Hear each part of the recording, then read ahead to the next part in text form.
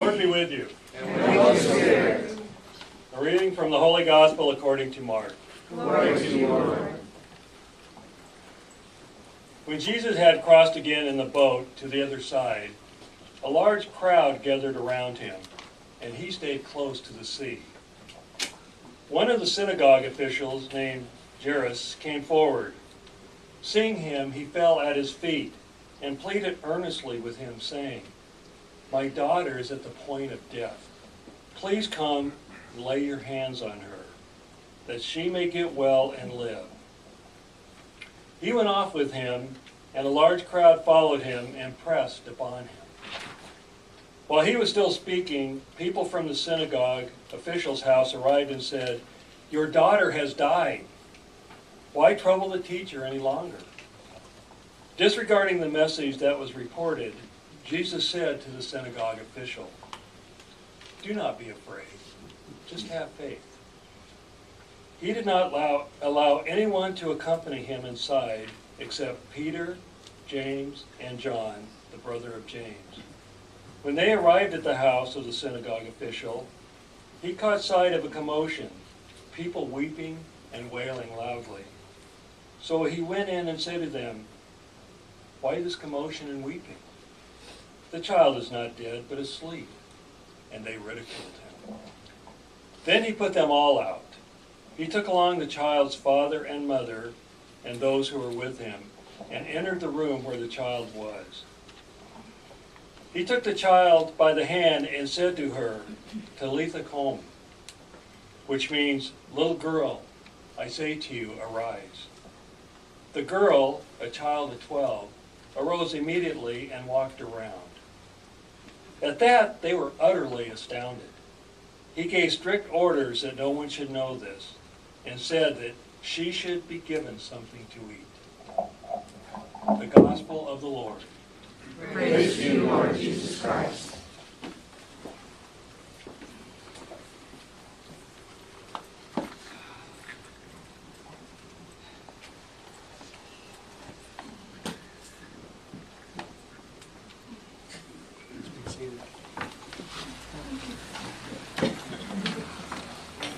Look at all you people here, swallowing all of that. I mean, the first reading is talking about that God never intended death, and that we were meant to be God-like, even in the sense of being everlasting. And today we mourn the passing of Chester's uncle, Jerry's sister. We're aware that time and time again we experience the pain of loss. And so we kind of seek ways of explaining this. Now, there must be something that we did, or something that somebody did, or something that would account for the fact that sometimes things in this life, particularly in the area of life and death, are not fair.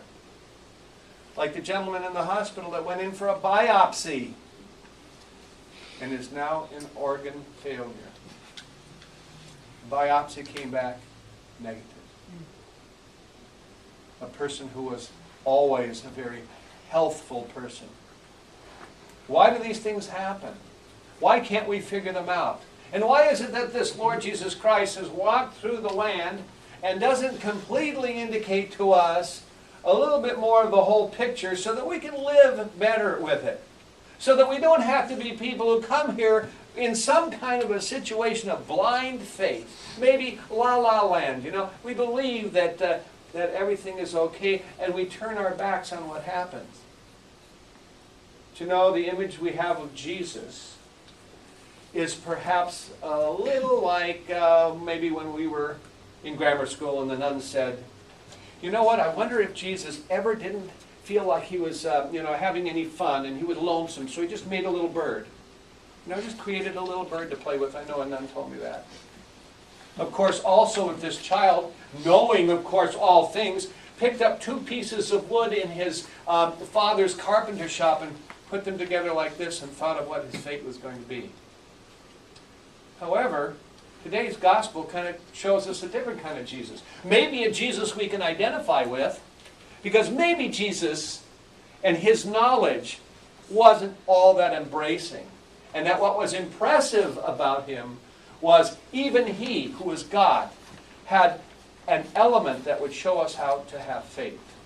For example, he's walking along Mark's Gospel. Mark has a Jesus, that very human. He cries more than any other gospel. He expresses anger more forcefully. He's more of a human Jesus. And he's definitely persecuted. He doesn't seem to be the powerful leader that he is in the Gospel of Matthew. An example would be he's walking along. All these people are bumping into him. Jairus has come to him about the daughter. So he's about to walk along. And these disciples are going along with him. And then all of a sudden he stops dead. He goes, somebody touch me. Well, what's the attitude of the apostles towards Jesus? What's the matter with you? Everybody's bumping into you. He ignores the misunderstanding of his disciples and says, no, somebody touched me with faith. I felt healing power go out from me. Here it is. Faith. Faith made the difference. In other words, Jesus didn't even know who touched him.